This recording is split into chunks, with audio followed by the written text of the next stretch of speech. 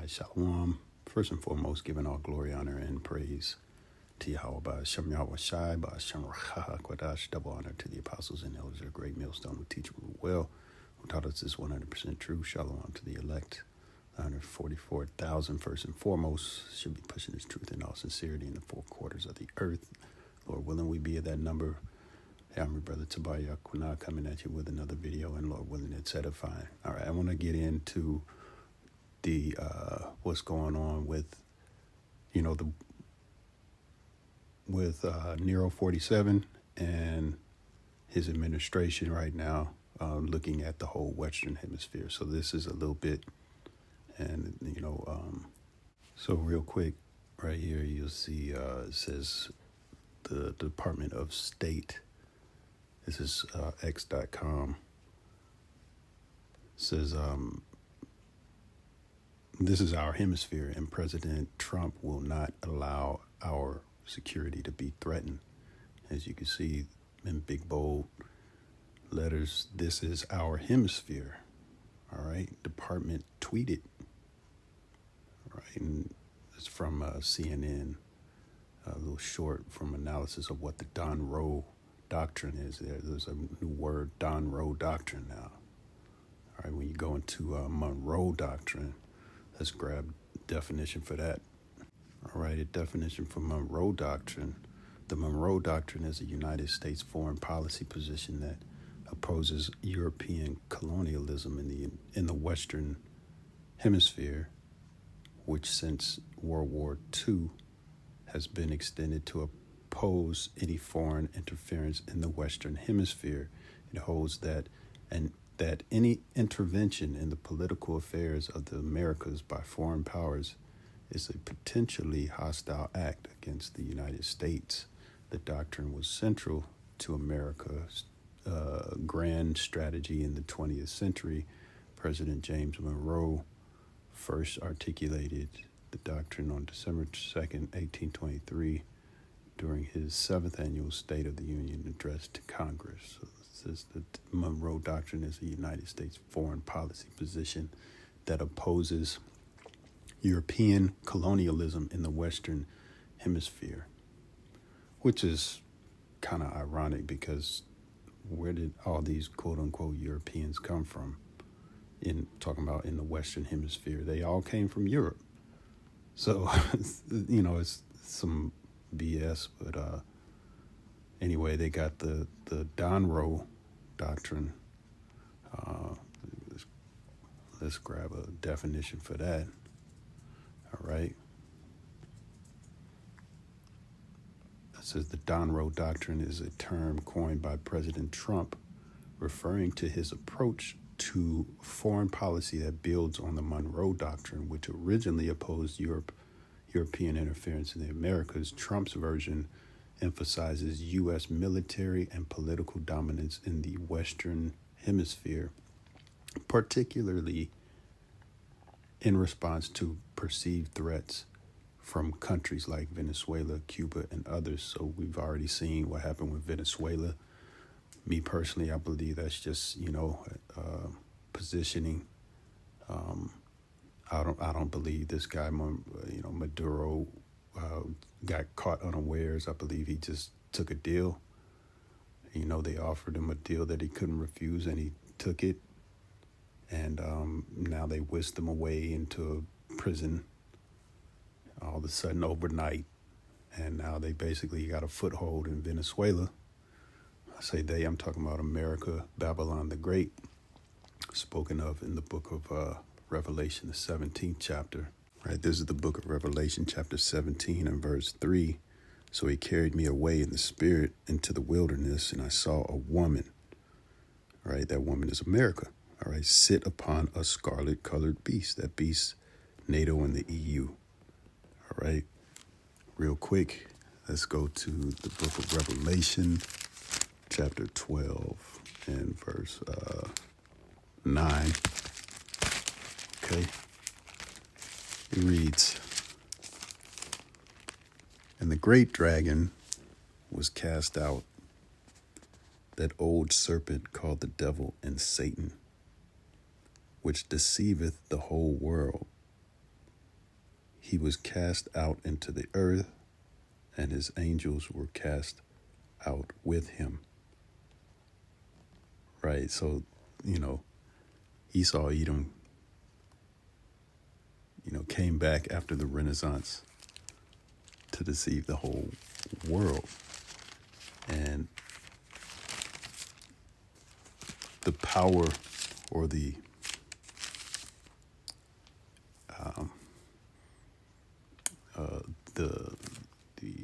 controller of the whole whore, right, and the beast, which is NATO and the EU, that revival of the ancient Roman Empire coming back. That power piece is America, that whore. Okay, so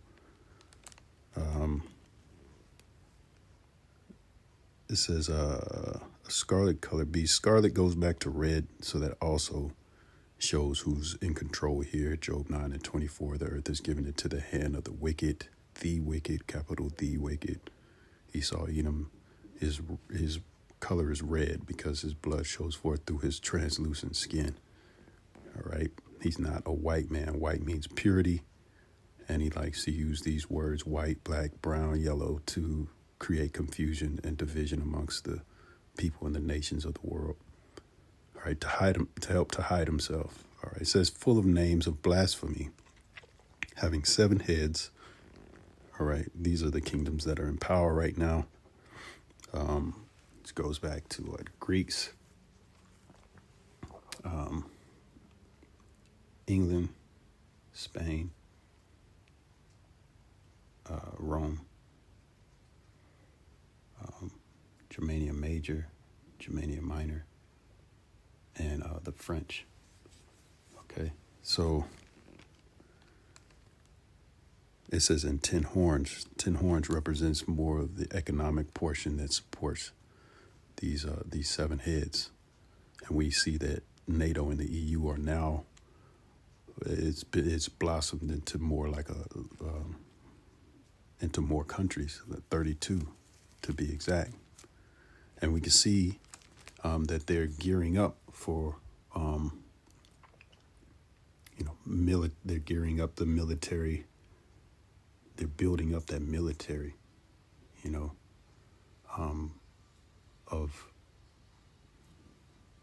this beast, this system.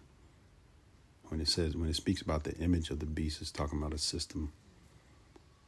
So let me get this real quick, because what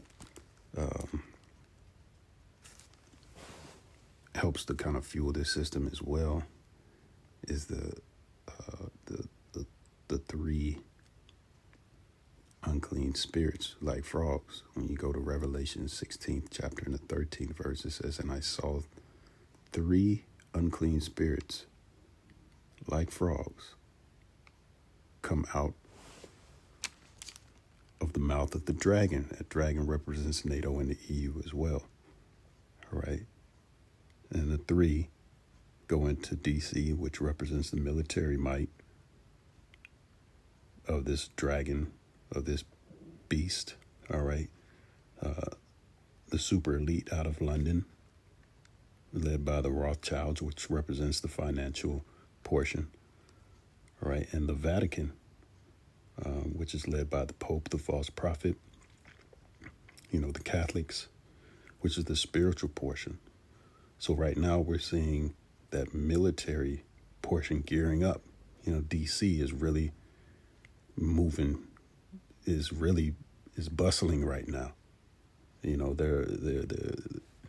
got politicians all over the place just running their mouth, supporting this facet of the beast, man. One of these unclean spirits like frogs. It reads, and out of the mouth of the beast and out of the mouth of the false prophet. Again, that false prophet is the Vatican and the Catholics.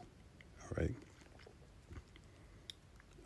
It says, for they are the spirits of devils working miracles, which go forth unto the kings of the earth and of the whole world, to gather them to the battle of the great day of the Most High Almighty. And so that's really kind of like a major point of this video is that all these things are getting, it's just preparation by Yahweh, by Shem Yahweh Shai, that the Lord is putting on these Edomites for that great day, which goes to, Armageddon. So that all the kings of the earth, we'll continue to read, they're putting money in the pot.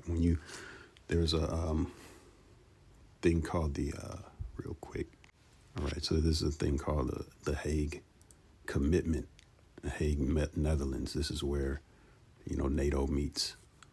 All right, it says the Hague Commitment refers to NATO's agreement made during the 2025 summit to increase defense spending from 2% to 5% of GDP by 2035, with a focus on enhancing collective defense capabilities among member states. This commitment aims to address security challenges, particularly in light of threats from Russia. Right. So this just goes, there's a saying, all wars are bankers' wars. There's also another saying, when you're about to go to war, you got to make sure. I think that's in the scriptures. Let me see if I can find it. Yeah, we'll go with this. This is Luke 14:31. Or what king on his way to war with another king will not first sit down and consider whether he can engage with 10,000 men, the one coming against him with 20,000. So it's kind of the one that I want. I think there was another one, but we'll roll with that one. Considering the cost, and getting your money up, getting your money ready for war. And this is what that scripture is speaking about.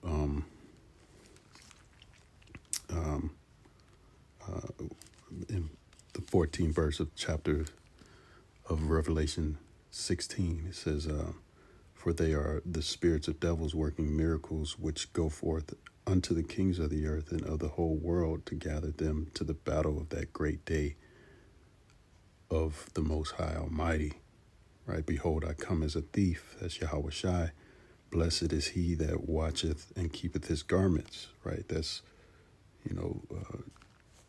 being corrected in, the knowledge of the scriptures, lest he walk naked and they see his shame. Right? We're trying to make ourselves white for our bridegroom, which is Yahweh Shai. It says, and he gathered them together into a place called, in the Hebrew tongue, Armageddon, which means Armageddon in the Hebrew, which means mountain of troops.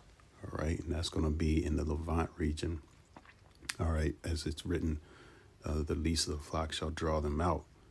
All right, that least of the flock being Amalek, which is the head tribe of the Edomites, which are those small hatters over there, in that land of Israel. So ultimately, and we've seen, President Trump and Prime Minister Benjamin Netanyahu not, getting together and, rubbing elbows together, right? Ultimately, the least of the flock, the small hat is going to entice that whore, Babylon the Great, America, into that third world's war over there in the Levant region, the Middle East. All right. And so, this whole hemisphere thing right now, it's just adding more to the cauldron, so to speak, to the flames and the fire, adding more spice and more angst, more division as well. So, Lord willing, I was edified, giving all glory, honor, and praise to Yahweh, Shem Yahweh Shai, Shem